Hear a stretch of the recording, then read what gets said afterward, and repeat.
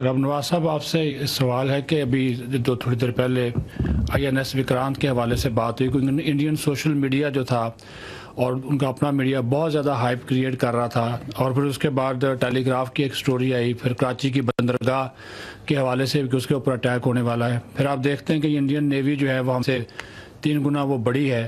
तो लेकिन आपने ये भी कहा कि हमारी जो फोर्स जो है वो खामोश फोर्स है। तो क्या ये जो खामोशी थी किसी तूफान का पेश खैमा थी जिसकी वजह से वो अटैक नहीं कर सके? क्योंकि इधर तो लड़ाई हो रही थी अब आर्मी की भी और फजाइया की भी। जी बहुत शुक्रिया। वो इंडियन मीडिया ने तो आपने देख लिया था कि वो कराची पे वो और बाकी भी लाहौर की बंदरगाह पे भी कब्जा कर लिया था जो आपने देखा उस पर। तो वो तो let's keep that aside. So again मैंने कहा ना कि ये भी जो टेलीग्राफ की भी जो सारी ये इंफॉर्मेशन ऑपरेशंस हैं और जो मैंने आपकी कैपेबिलिटी बता दी, and Indian navy also understands कि उसकी क्या कैपेबिलिटी है। और मतलब उसकी फॉर एग्जांपल कराची से करीब लेके आना 400 मील में, मैंने आपसे कहा even at that range and if it comes even closer, that makes it extremely vulnerable. They understand it perfectly well.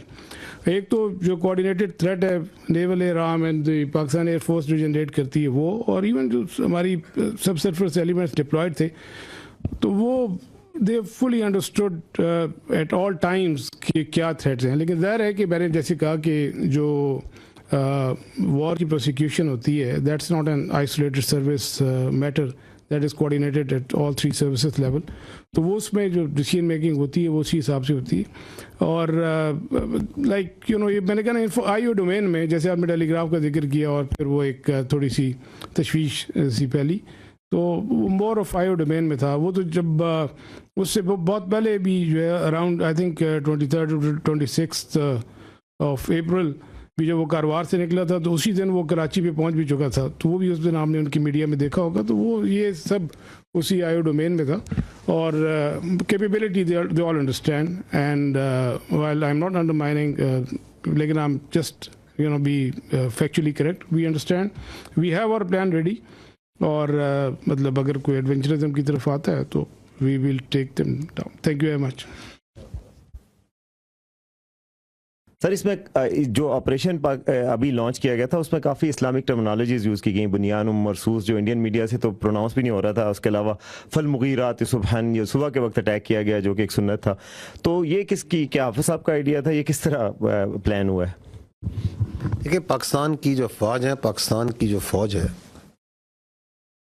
उसके अंदर जो इस्लाम है, it is part not personally of our beliefs of each one of us, it is part of our training, it is part of our faith. Iman, taqwa, jihad fi sabilillah, that's what drives us, that's our motto. And alhamdulillah, we have a chief of army staff who has a strong belief. तो leadership जो सी है, जो ऊपर होती है, उसका जो belief होता है, उसकी जो कमिटमेंट होती है, वो ट्रांसलेट होती है इनटू डिफरेंट तरीकों से ऑपरेशंस में भी। तो ये जो नाम है, ये क्या बताता है? ये बताता है कि ये मोमिन होते हैं जो अल्लाह की राह में लड़ने वाले होते हैं, वो सीसा पलाई हुई दीवार की तरह होते हैं। They are that steel wall. And alhamdulillah, अल्लाह के फजल से पाकिस्तान की अफवाज जो सी हैं, they acted like a steel wall.